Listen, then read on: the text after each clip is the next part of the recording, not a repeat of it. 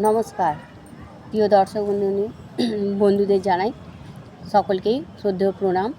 আমি আগে যে অ্যালকালাইন জল বা অমৃত জলের কথা বলেছিলাম, কী কী হাব দিয়ে তৈরি, সেই 2-3টে হাবের কথাও বলেছিলাম, কিন্তু এই হাবগুলো কিভাবে জলটা তৈরি সেই সম্পর্কে বলা হয়নি।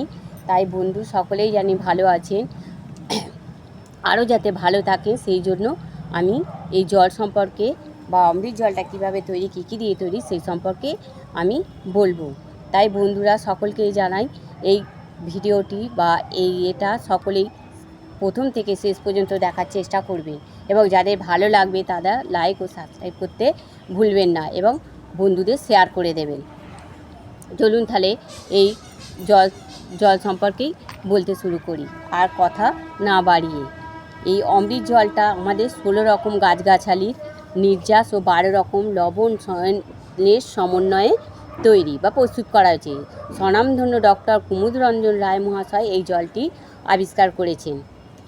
এই জল 2 থেকে 3 বার যদি ব্যবহার করা যায় বা সেবন করা হয়, মানব দেহ থেকে যে মৃত কোষ বা টিস্যু অর্গান থেকে টক্সাইডগুলো বের করতে সাহায্য করে।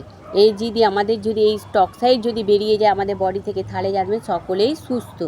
তাই এই জলটা ব্যবহার করার ফলে যে আমাদের বডিতে যে টক্সাইডগুলো থাকে সেই টক্সাইডগুলো বের করতে সাহায্য করে, কারণ পৃথিবীতে খাদ্য থেকে দূষণ, জল দূষণ, বায়ু দূষণ হয়ে থাকে।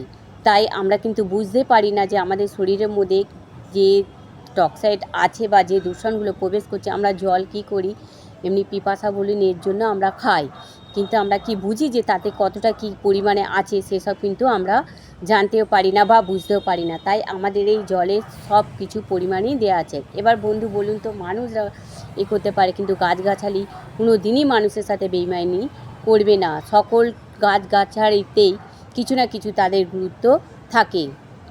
তাই বন্ধু এবার আমরা কি করি, কোনো কিছু একটু অসুবিধা হলে, অ্যাসিডিটি হলে বা কোনো কিছু মাথা ধরা বলুন, পেট ব্যথা বলুন হলে কি করি, আমরা বুঝতে না পেরে আমরা কিন্তু ডাক্তারখানায় চলে যাই। ডাক্তারবাবুরা কী করেন, অ্যালোপ্যাথি ওষুধ দিয়ে দেন, সেগুলো আমরা সেবন করি। তাতে কি হয়, সেইগুলো কী হয়, কেমিক্যাল দ্বারা নির্মিত।